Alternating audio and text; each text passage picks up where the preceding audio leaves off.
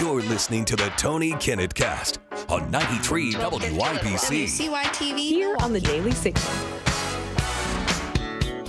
If there is one thing that Trump has that no one else in any other theater, military, economic, especially political, that any other leader has been blessed by as much as Donald Trump has, it is the true down from heaven blessing of the utter incompetence of his enemies. I've never seen it. There has not been a single person on the face of this earth who has been blessed as a leader by the complete and utter stupidity on display repeatedly than Donald Trump's enemies. I've never seen it. The incompetence of his enemies is repugnant everywhere. Every time we witness some kind of a speed bump for the second Trump administration, whether it be a tariff roller coaster for the economy, court cases going back and forth, a messaging group on Yemen, a Qatari jet offer, any kind of momentum stopping, kind of a Homer Simpson kind of a moment, the Democrats in this country currently in operation, so those who are alive and the Grateful Dead from Chicago, young and old, man, woman, non-binary creature thing on the left cannot stop acting stupid. And what seems to be wilder, like, again, it's bad enough just to be completely incompetent, running into walls all the time, saying stupid things. I imagine that's a really rough life. For example, if you're a columnist for the Indianapolis Star, that's your daily routine. However, the left appears to take the opportunity when the lights and cameras are on them, i.e. there's something that's happened in the world. So, for example, the Russia Today outlet made fun of President Trump saying 2 weeks about knowing whether or not Putin was kind of playing the United States, and Trump said he was very aggravated about Putin. Russia Today slapped back and said, well, tomorrow he'll say something completely different. And a lot of the media pointed their cameras at House Minority Speaker Hakeem Jeffries, Senate Minority Leader Chuck Schumer. They pointed the camera at Jasmine Crockett, at AOC, at Bernie Sanders. They pointed the cameras at people like Mark Cuban, at The View, at the hosts on CNN and MSNBC, at people like Chris Cuomo, at Democrat strategist James Carville, David Hogg, Ken Martin, the head of the DNC. And did they actually get a sucker punch in from the Democrats at the Trump administration? Nope. Nothing. Instead, the Democrats decided, oh, you want me to play like the Benny Hill theme and run around in circles and start fighting with each other? Absolutely. So as you might recall, it's been a very long couple of weeks. And one of the reasons it's been such a long couple of weeks is that news has not stopped. Part of that news has been the biggest political scandal in this country's history, bar none, no ifs, ands, buts, or coconuts, the death of Joe Biden physically and mentally while he was in office, the cover-up of his physical condition, of his mental condition, not to mention the subsequent corruption that comes from running the country of the United States without its president. And then you add in some Crossfire hurricane revelations and a couple of other really, really bad corruption allegations, and it's looking not too hot for those over on the left. So I noticed today, by the way, happy Friday, that anytime I hopped on a network news hit today, anytime I sent or received an email, I've never seen people happier for Friday, much less in a 4-day work week. Because it's just constant chaos. The Democrats have taken the attention, the opportunity for a sucker punch, and set themselves on fire like Aaron Bushnell outside the Israeli embassy. Cases in point. Joe Biden is back. Incredible. He waltzes out in front of all of these reporters and takes the opportunity where he could just be normal, say, hey, I'm stepping back, we're fighting through this cancer, which would have been perhaps an admirable thing that one might say, at least for kind of moderates in the country. Did Joe Biden do that? Well, no. And there's also been a lot of discussion recently about your mental and physical capabilities while you were in office. You can see that. I'm mentally incompetent and I can't walk and I can beat the hell out of both of them. Well, do you want to reply to any? Okay. I would like to reiterate the quote that President Biden just said.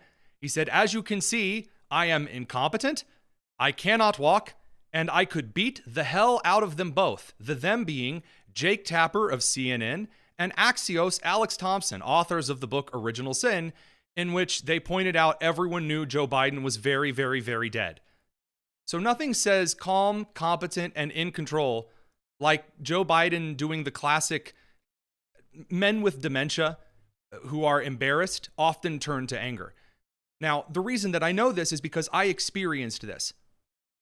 My grandfather, for whom I am named, a valiant, a brave, and a brilliant man who's no longer with us, was a multiple times awarded hero from the Vietnam War, was a brilliant electrical engineer, built a computer by his hands. He suffered later in life with dementia. And I saw a lot of the things exhibited in Biden's life, especially under pressure, exhibited in my grandfather. And when I went in front of the country and debated David Pakman on C-SPAN 1, not C-SPAN 2 or 3, I remember being told that I didn't know what the symptoms of dementia looked like. And here is yet again another example, like millions of Americans who see that when a person with dementia, especially a man, gets embarrassed or put in a tight corner, he reacts by making threats. And Joe Biden, again, faithful to the incidents going on at present, reaches out and starts threatening Jake Tapper and Alex Thompson. So there's your infighting. Nice and inflamed by Joe Biden, but he continues. Of those reports, and also to the fact that there are some Democrats who are now questioning whether you should have run for re-election in the first place. Why didn't they run against me then? Because I'd have beaten them. Okay. So he suggests that, well, the reason he ran again for president, she asks, well, they said you shouldn't have run. He said, well, why didn't anyone run against me then? He says, because I would have beaten them. Allow me to bring you some of the information. Let's see, what is this small account called? Oh, the DNC announced in March of 2023 that there would be no Democrat primary for president of the United States. So the DNC, in their classic, good old-fashioned, totally legit process, announced for the American people that they would not be able to participate in a different primary candidate election to replace Joe Biden on the Democrat ticket. They also replaced Iowa and New Hampshire, their traditional 2024 primary dates, instead to start with South Carolina, which was one of the only states in the early stages of the primary where Biden was polling high. Everywhere other than South Carolina, especially like, again, Iowa and New Hampshire, it was because people like Robert F. Kennedy Jr. at the time had 19% of Democrat-only voters, which is substantial in a primary. Obama started his first run with much, much less. That's not the only mess going on camera right now. You've got blue MAGA. So you have two key groups in the Democrat Party who I guess haven't lit themselves in flaming dog crap in front of the entire country. Because when Chuck Schumer and Hakeem Jeffries can't really get out in front of the country, Elizabeth Warren can't get out in front of the country. We'll talk about why that is in a couple of minutes. Instead, you have the pseudo-moderates and then the far left social groups. So the pseudo-moderates that are actually very far to the left economic socialists, because Trump has already occupied kind of the Bill Clinton economic plan of the 90s, is like this blue MAGA crew. Advertised by Representative Khanna from California. He goes on the Young Turks and essentially starts ranting about how the woke nonsense of being obsessed with, somebody's color and their gender identity and a bunch of other silly, stupid nonsense isn't in fact what American voters want. It's a very strange thing to see, but it is useful. Point is, we've got to say it was a mistake. And then the reality is we have been unwilling to fight for things like Medicare for all, actually taking on prescription drug prices, because we were too beholden to the influence of big money in American politics. We've got to be a party that gets back to centering the working class, having industry and economic opportunity in these places that were decimated by globalization, and standing up to big corporate interests if they are standing in the way of delivering healthcare, education, lower prescription drugs for the American people. So that is, in fact, a pretty decent endorsement of a lot of Trump's record. He's suggesting they need to get back to the trade interventionism of the Bill Clinton era, which Trump is currently occupying.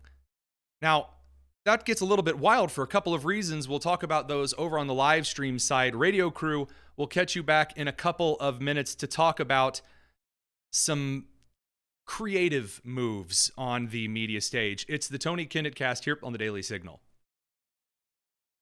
All right, live stream crew.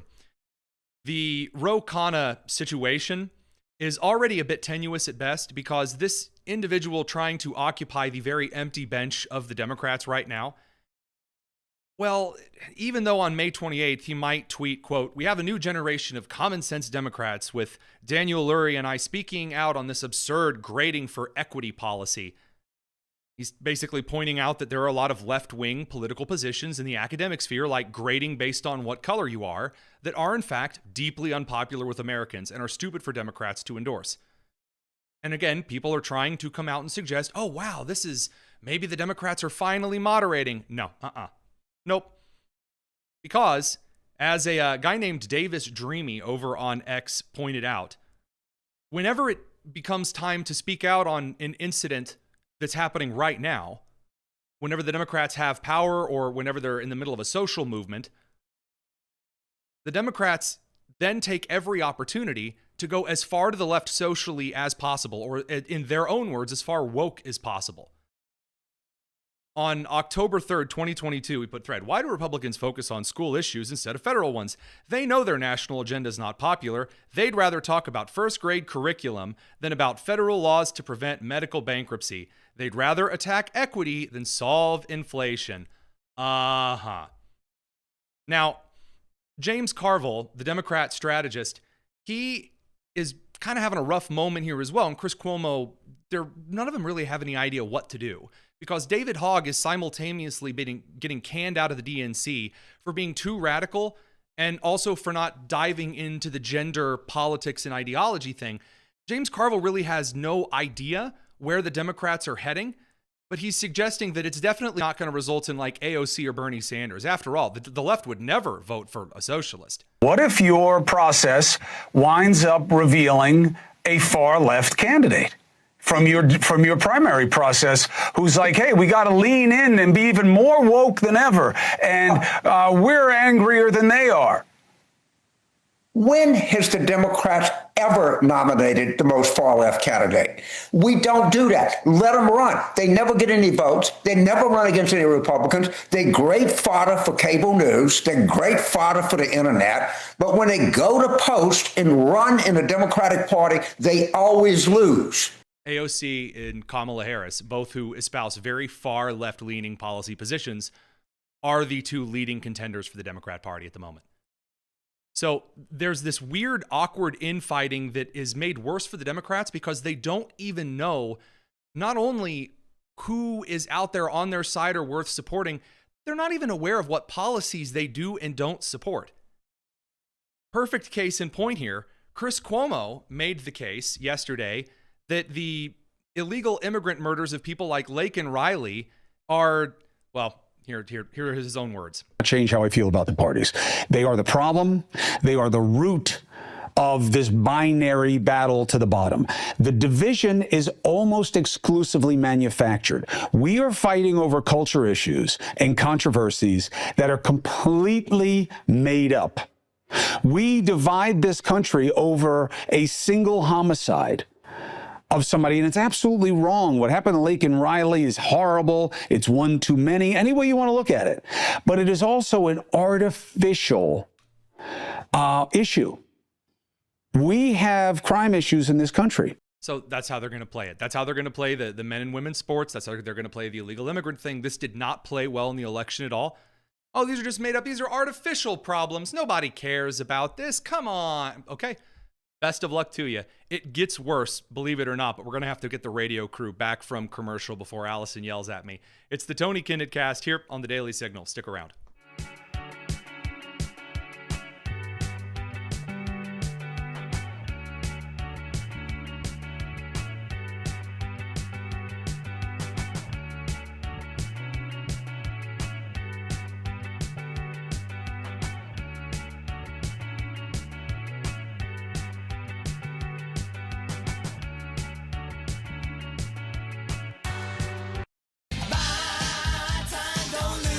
It's the Tony Kinnett Cast on 93 WIPC. Right now, as I've said a couple of times on the show, there are two parties in this country and a lot of really angry spectators. The two parties in this country, on one side, you have the kind of Trumpian populists on the right, and again, arguing from kind of an emotional perspective on American first policy. And then the other political party is the moderate Republican faction, those who are more Bushian or more Wilsonian, kind of in their interventionism on the international stage, almost aggressively corporate in some ways. Those are the two political parties. And you see them engaged in this back and forth right now in the case of DOJ and the big beautiful bill and how the country is moving forward and what things are honored by the executive branch, the judicial, and what aren't. Notice I didn't say the left and the Democrats, because the opposition party at this point is so painfully uncoordinated that they're not even engaging with the Trump administration at all. They are simply just yelling out vague threats at the Trump administration and at each other. So we'll start with the one actual punch that the left has thrown towards the Trump administration, sort of. So I don't know how to pronounce this dude's name. He's a Democrat from Virginia, Representative Suhas Subramaniam. So Representative Subramaniam was on MSNBC illustrating why the Democrats need to take the House in 2026. Don't know if this is the argument that's going to work. Elon Musk's exit. He is leaving Washington. But I think that Elon Musk is just finished. I have not heard a lot of Democratic elected officials talk about the data. Elon Musk and his Doge peeps, if you will, they installed servers within the White House complex. They were integral within the Office of Presidential Personnel, which... It is really funny to hear Simone going on about servers being installed in places. Sorry, I'll flush that Hillary story in just a couple of seconds. Has tentacles out into every single agency. They have inroads into every single agency now. Doge was in there. And he didn't take those servers with him. The servers, I don't think, have left the White House. And so what are Democrats going to do about the data? Are you all going to follow up on this? What's your take on Elon Musk being done? Because I just think he's finished. He's just finished what he was doing. Honey, let him Actually, answer. he's finished. He's not done because they've still got the data. Yeah, I heard he's on some image repair tour. I think the best way for him to repair his image is to reverse all the damage he did to our government, to the American people. And yeah, those servers are a big issue. We want to continue to investigate that. And certainly, I think some crimes may have been committed over the past 3 or 4 months, and they are going to come to light. One way or another, we're going to come to light, even if it takes us getting into power again. But we will subpoena people and find out. There it is. There it is. So the reason that the Democrats are going to give voters for the 2026 midterm elections, they want to subpoena the Trump administration and officials. They want to subpoena Elon Musk, again, for auditing and making recommendations. That was it. Just auditing. And so much for that whole narrative, that Elon Musk was going to be in power forever and I didn't elect Elon Musk, all this other nonsense. The New York Times attempted to make a bigger shtick about this today. It didn't go quite so well for them over at the White House. Best of luck to you. Thank you, President Trump.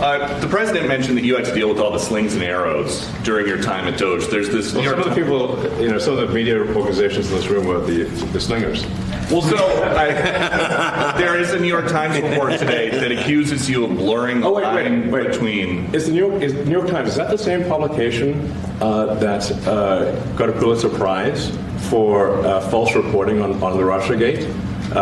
Is it the same organization? I got to check my Pulitzer. My Pulitzer counter. It is. I think the judge just ruled against the New York Times for their lies about the Russiagate hoax. That is, in fact, correct. The New York Times is currently trying to claim that Elon Musk is on a bunch of drugs here, there, and everywhere. Now, we did do a little bit of digging to find out how closely the New York Times went into the investigation about the bag of cocaine in the White House. In fact, we were able to tally up that number of articles to 0. They didn't actually do any kind of investigation on it. But weird, spurious claim. Again, the weakest of opposition attacks. just as an end of May political analysis, just where everything is, how both groups did, the Trump administration had a lot of pragmatic aims. A lot of courses were corrected. And the Democrats just threw out random, wild accusations and insults. Which again, I mean, opposition parties are going to throw out accusations and insults. That's part of the reason for an opposition party, to voice frustration. But if you don't actually put anything on the table, then it kind of sounds like you're trying the same stuff that never worked in the first place. And, well, I'd argue that that's best illustrated with Jen Psaki right before she got her primetime show canceled, on with James Comey. And the way that she describes half of the country is wild. Do you think there's one of the things that is happening now is that the Trump administration is, of course, testing the system in ways it hasn't been tested before.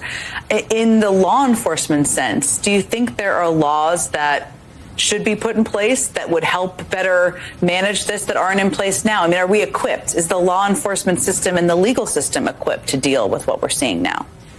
Probably there could be changes at the margins, but in the main, we have the tools. There are cultural impediments to doing this work. Let's say you work in the FBI. You know that one of the two political parties is, let me put it nicely, white supremacist adjacent at a minimum. And so why would you? Oh, my. Oh, my. What a move. Again, the same old stuff. And speaking of the same old stuff, they can't even get good old Biden shuffled out to pasture. I mean, he didn't just get out there and threaten Jake Tapper. He also decided to remind us a little bit about the greatest document ever, the Declaration of the Pants Dance. Our troops don't wear a uniform that says I'm a Democrat or I'm a Republican. It says I'm an American. I'm an American. That's who I am. I'm serious about this. I'm not joking. And folks, our politics has become, as I said, so divided. I'm sorry, that would have been a really weird joke, wouldn't it? Like, to joke, hey, you want to hear a joke? Our soldiers aren't a member of political parties. Get it? Yes, that's a great, hey, Kramer, you ever notice the soldiers aren't a member of the party? I don't know if I'd start Seinfeld with that one. They wear the uniform of the United States of America. The only nation in the world, literally, not figuratively, the only nation in the world founded on an idea. An idea. Are there nations that are figuratively founded on ideas? Figuratively? Every nation was founded on geography, ethnicity, some unifying principle, but not an idea. The idea of America was founded on, we hold these truths to be self-evident, that all men and women are created equal, endowed by the Creator with certain inalienable rights, life, liberty, pursuit of that. We meant it. That's who we are. That's what makes America the most unique nation in the world, literally, not figuratively. I too enjoy the pursuit of my fantastic. Again, just the fire is in fact beautiful. Pull up a chair, warm your hands. This again, not getting any better over on the media side of things. CNN is struggling just as much as any of them are. Do you think a judge should just rubber stamp what your White House does? If not, what checks and balances do you think should be in place for this White House? It is not the job of a district court judge to perform an individual green light or red light on every single policy that the president takes as the head of the executive branch. Just think about the premise baked into your question, respectfully, Pam. You're saying that when the American people elect a president of the United States of America, I'm not saying well, it's the implication, who is the sole head of the executive branch. Well, let me finish. I will. They can't even form your basic loaded questions. They can't do it. This is a very basic concept that Americans have understood for a while, that a media that is coordinated, the Democrats coordinated, they always speak the same lines, they have the strategy ready to go, they have the sentences ready to deliver, they can back anyone into any quarter at any time.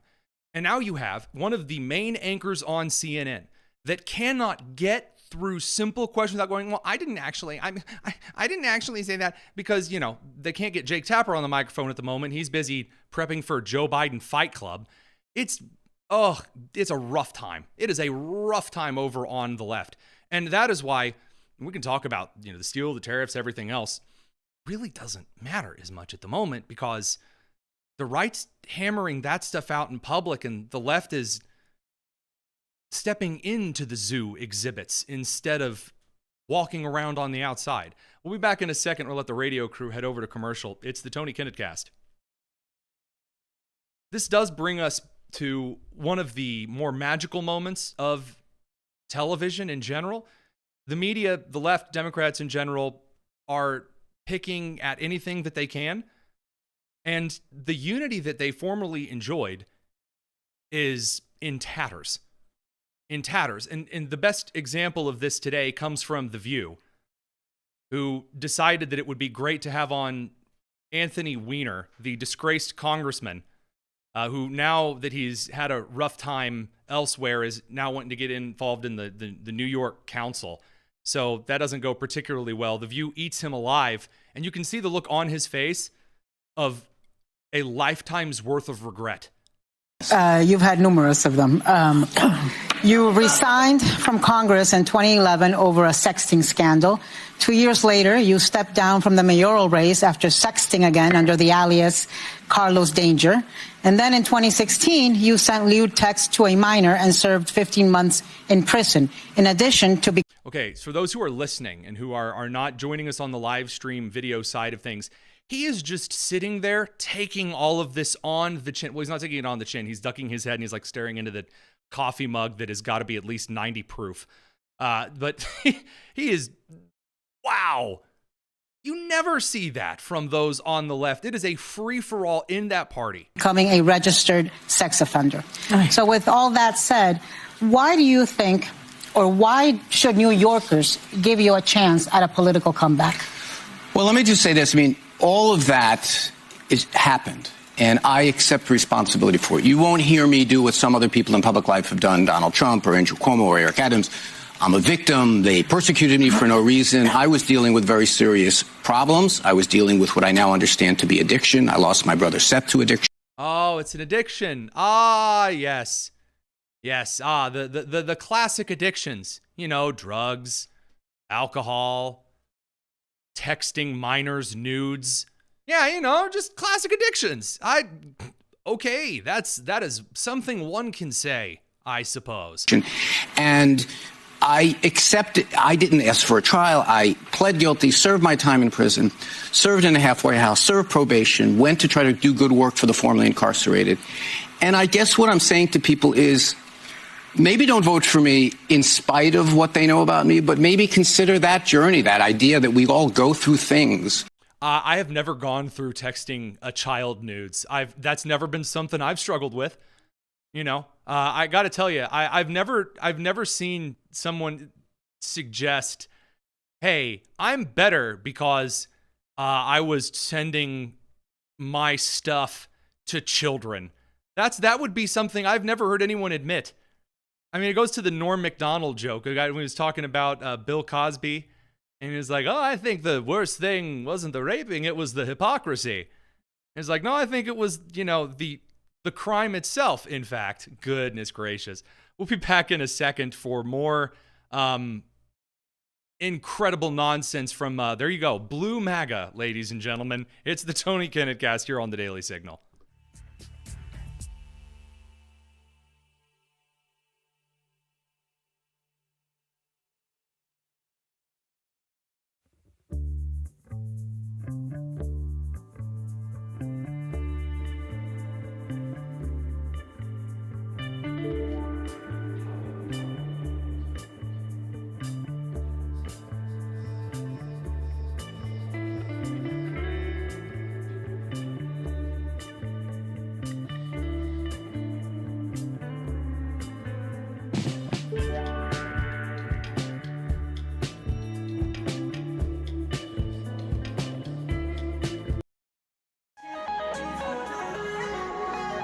This is the Tony Kinnett Cast on 93 WIBC.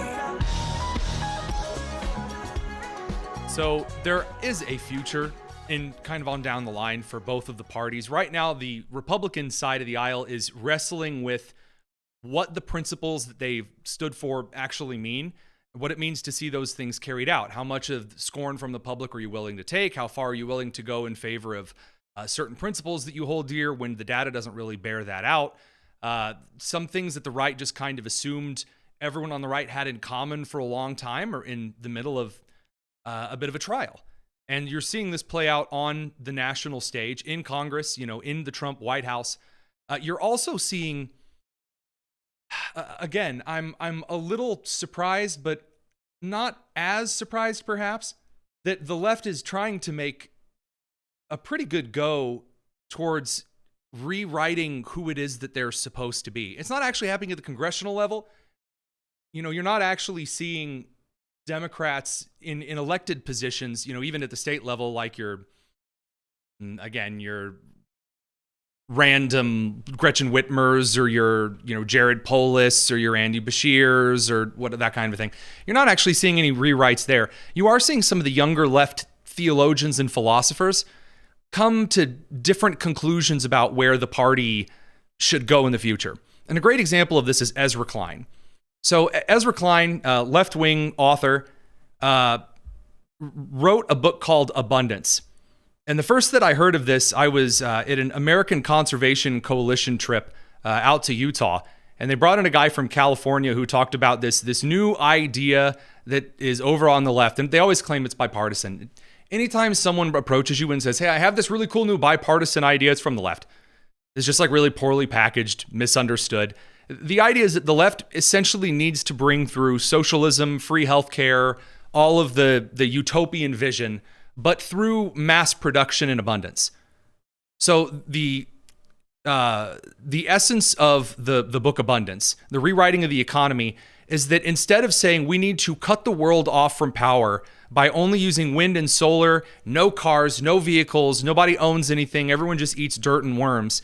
Instead, you gently tone down fossil fuels over the next 100 years by phasing in nuclear and less emission-heavy fossil fuels like natural gas, which is an interesting argument to make when then you say that'll end up paying for the really far-left social stuff.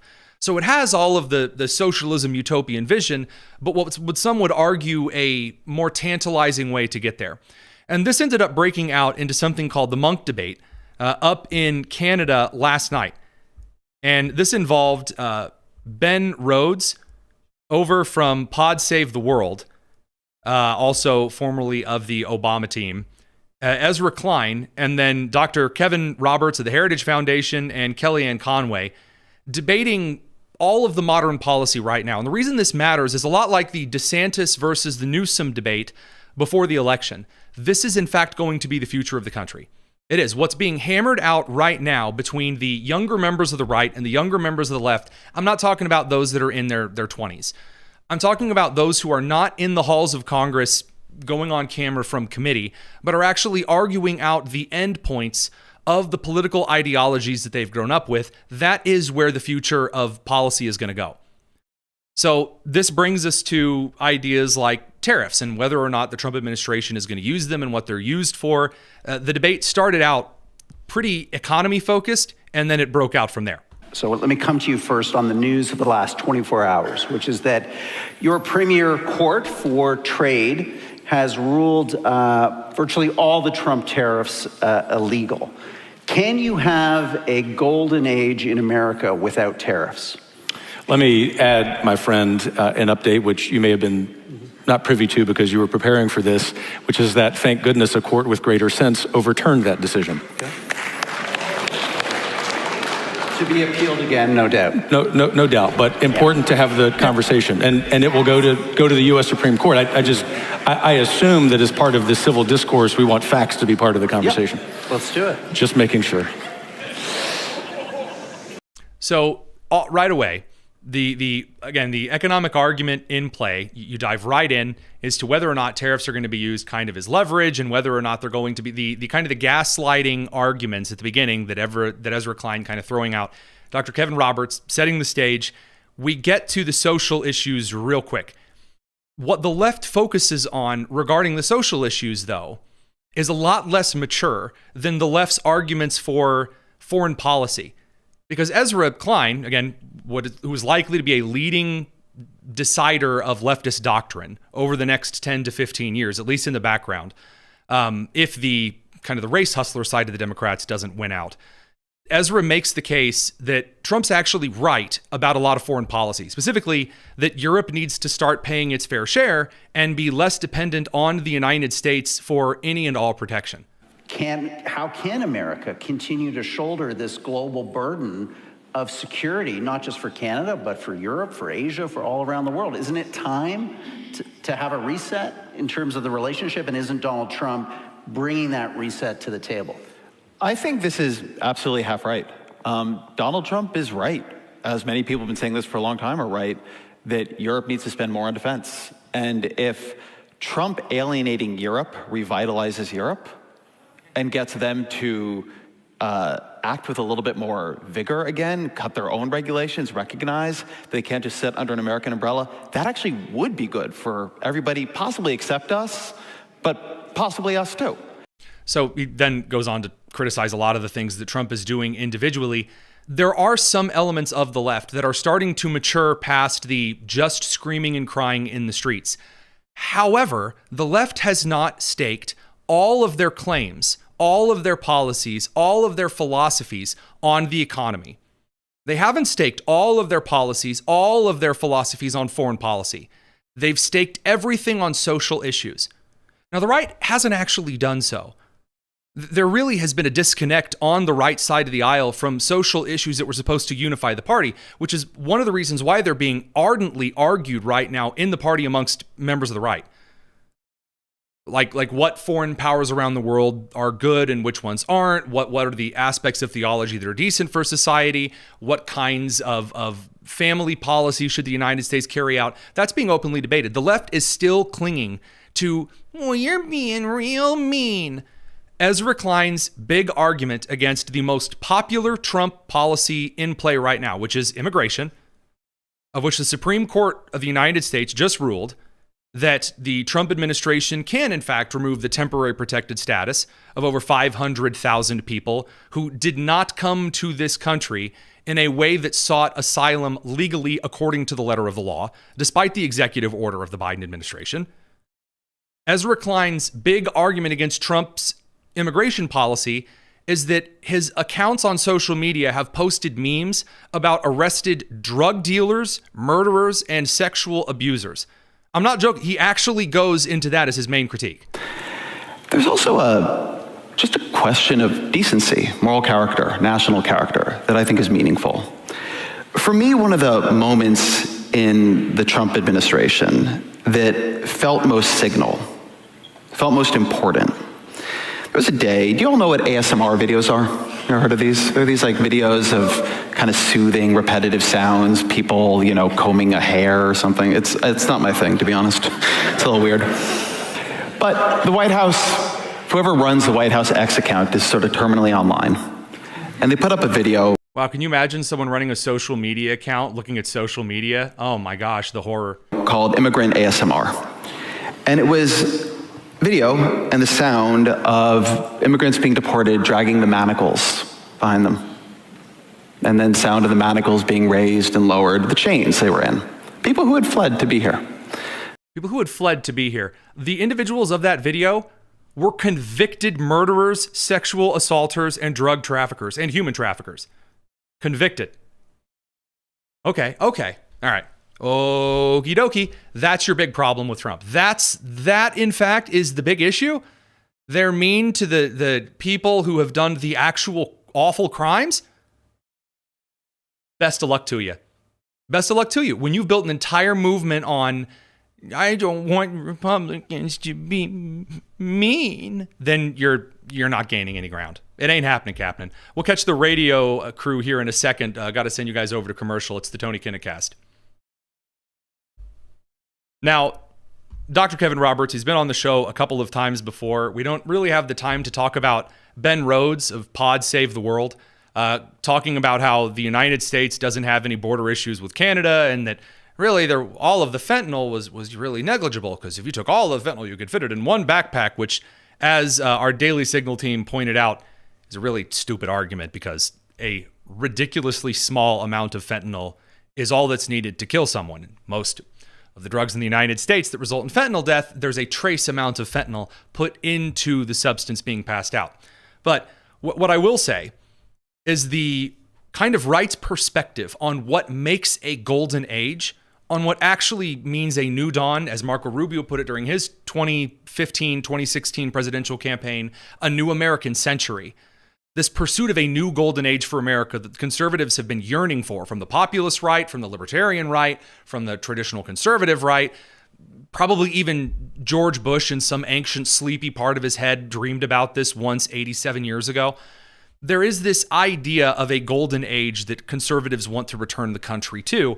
How Dr. Roberts frames this, I think, is probably one of the markers of a right that has a future ahead of it instead of kind of languishing and wilting like a dying fern. It's a classic example and the very crux of what Kellyanne and I are saying, which is that this golden age it hinges upon an upending of the status quo, this reality being one of them. I'll close with a couple of statistics. Last fiscal year, the United States spent 3.4% of its GDP on defense. Canada spent something under 1.4%. Your prime minister, maybe because he wants to make the president happy, but I'm just an American, I'm assuming maybe he means it as well. If we're going to pick on Trump, maybe we'll pick on Mark Carney. He said Canada needs to get to 2%. France, where I just was the last few days, wanting to do the same thing. Countries all over NATO wanting to do the same thing, to meet where the United States is an investment, but also where Poland and the Baltic states are. This is what we mean, that the status quo is coming to an end and that everyone will benefit because collectively, first and foremost with our Canadian friends, even if you don't like Donald Trump, we will draw a line in the sand against the Chinese Communist Party because of this excellent policy. That is a decent future for the kind of American right. The idea that you are going to take American policy seriously on the global stage, that you're going to encourage traditionalism, strong foreign policy, economic development, but you're not going to subsidize, is a future that is something that can actually be moved towards in what I would argue is a fairly diverse political movement. But again, we'll have to see how that kind of levies out in the Trump administration. We're going to head over to commercial real quick. We have a couple of mail time segment questions to dive into from y'all.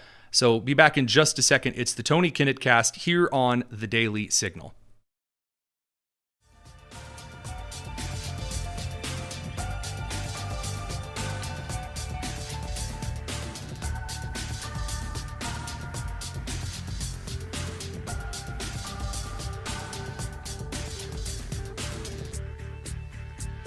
Mail time. Mail time. Mail time.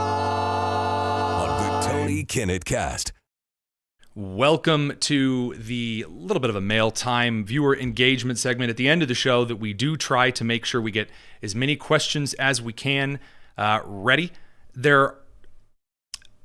I must say, after going on the Timcast show this week, I was expecting a few questions that came in to arrive in the inbox. Some of them were a lot more colorful, maybe, than I was expecting. We'll get to those. The rules for mail time is the good, the bad, the ugly. We take them all. So throw in a question over our way. This first one is from Timothy Kincannon. He says, there have been nearly a dozen circuit court judges who have blocked Trump's executive orders. Who pays for all of these legal actions? Roughly how much money is being spent and wasted on these proceedings? This is truly one of the biggest crises in the United States right now. Very few people are talking about it. The lawyer and insurance industries in this country, and when I mean insurance, I don't mean medical insurance. I mean legal insurance, essentially, where you hire a massive law firm to protect your business, to protect your local public school, to protect all of these various aspects of society, so that someone can file a civil suit and immediately costs the county, costs the lawyers of both sides, just money. And then it also weighs down the court systems in non-civil suit situations, especially in cases where one sues the government over some kind of legal policy or interpretation. That weighs everything down really, really quickly. We have become a country in which lawsuits are thrown around like Memorial Day candy. The reason that right now in Indiana, where I'm at, for those in our national audience who perhaps haven't been here very long, there's a big argument in Indiana over property taxes. And all of the local county heads are crying that if we lower property taxes at all, then all of the schools will go bankrupt. And everyone will be destitute, and the firemen won't be able to go visit fires, and we'll all die, and it'll be horrible, which is a weird thing for a super Republican majority state legislature and county leadership to be making. But one of the reasons that costs have gone up so much is that a lot of these businesses, including the majority of public schools in this country, have hired ridiculously expensive legal firms because they don't want to be sued by all of the various lawsuit situations that arise when anything at all happens. It is a crippling part of our countries right now, and it bogs down to the entire legal framework. There's way too much in the lawsuit. So the answer to the question, how much money is being spent and wasted, we don't know. We do not know.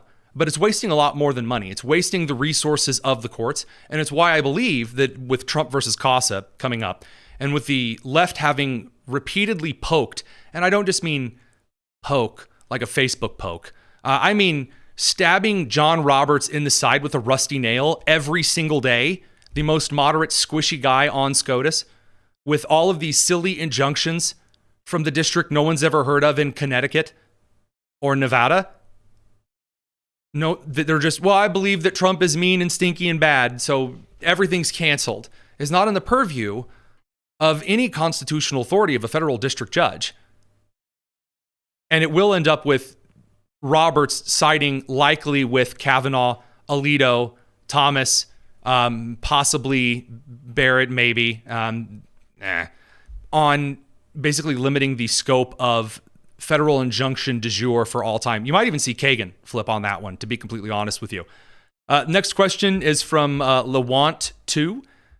He says, how is Joe Biden violently returning from a death sentence?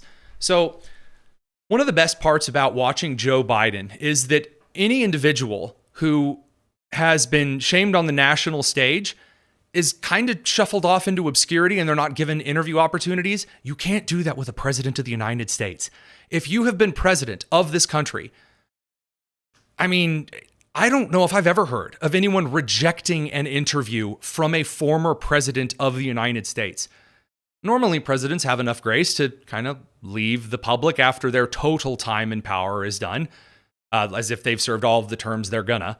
And then they're, ready to shuffle off into the quiet obscurity and paint and, launder money or whatever it is that former presidents do. Pick peanuts, I don't know. But when it comes to Joe Biden, he can't take it. And he kind of breaks free and starts running down the streets of New York to try to climb the Empire State Building and swipe at some airplanes flying by. It's really weird to see. I don't know where it's going to end up. Eventually, this is one of the really rough parts about the Democratic Party. The ones who hold the power right now are all of the really wealthy old people, the ones that are complaining that we need to raise taxes on all the wealthy old people, just funnily enough. And the ones who hold all of the emotional power and a lot of the media buckets now are younger individuals who are more radical on the racial side, on the gender ideology side, and on the socialist side, and are just as traitorous, as backstabby to their own parties as those before them. So no one really knows what to do with Joe Biden. That's why it's just going to get worse. This will get worse and worse. And of course, upsetting all of the moderates in the meantime. I'm sorry I didn't enunciate as clearly as I should have. Comment section. Pick peanuts. That was a reference to Jimmy Carter, the peanut farmer. Not picking male genitalia. Thanks for asking me to clarify that. That is a mail time question. That is exceptionally useful. This is another question that I got that I think is worth answering as well here before we send the radio crew off to a wonderful weekend. What excuse does Congress have not to codify any of the executive orders so far, which they have codified a few of them, and the DOJ cuts? There's a rough answer to this one that no one really wants to come to terms with. Republicans don't actually have a trifecta. They don't. You say, but they have a majority in the House and the Senate. they have a numerical majority, but in the Senate, you need 60 votes to pass a lot of legislation in this country. A lot of the DOJ cuts explicitly cannot be passed through the reconciliation process.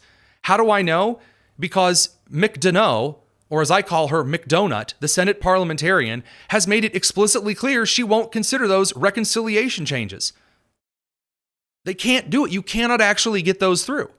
So it's a waste of time to actually banter about some of those things. Now, I personally think that if you single line itemed a lot of things, that this would be a lot easier to get Democrats to vote yes or no on, and then you'd be able to force a couple of things. But because of the filibuster, because of cloture, there isn't, in fact, an opportunity for a lot of these cuts to happen. That's a rough thing for people to hear. Why isn't this in there? Well, we don't have the votes for it. That's how the Senate works. This is why the Democrats want to blow up the filibuster. Alas, Radio Crew will be back over on the live streaming show on Monday. Have a good weekend. It's the Tony Kinnett Cast.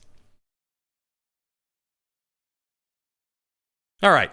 We'll do a little bit of bonus tonus here this evening. So again, for those who haven't tuned in to the show very much before, which, look, I don't blame you. I've never seen an episode. We do a little bonus tonus when there's way too much news or questions from mail time for me to cover in any given week. This next question, I think, is a bit interesting, but I will. Oh, you know what? While we're still on the Doge thing, one comment that's kind of a pseudo question I'll hit here. So from someone named Beanpot, not codifying the Doge cuts will cost the GOP the House in 2026. No, I disagree. I think that the Republicans are very likely to keep the House in 26. Whether or not Republicans gain a Senate majority in 2026 is the question. The issue right now, and Nate Silver just did a really cool breakdown on this with a lot of his polls. He got a lot of flack for being a guy on the left that predicted a lot of the success of the Trump presidential election, things like that.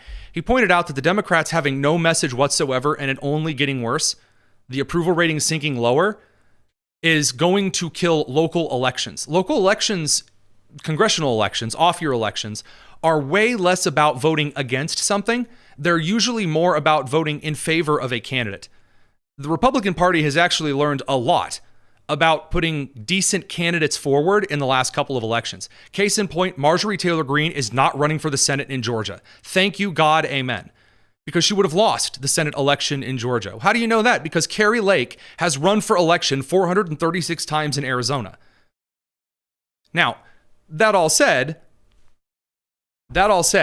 I would like to advocate for the Republican Party, conservatives, those on the right, making a bit of an effort to explain why or why not certain things in bills can exist.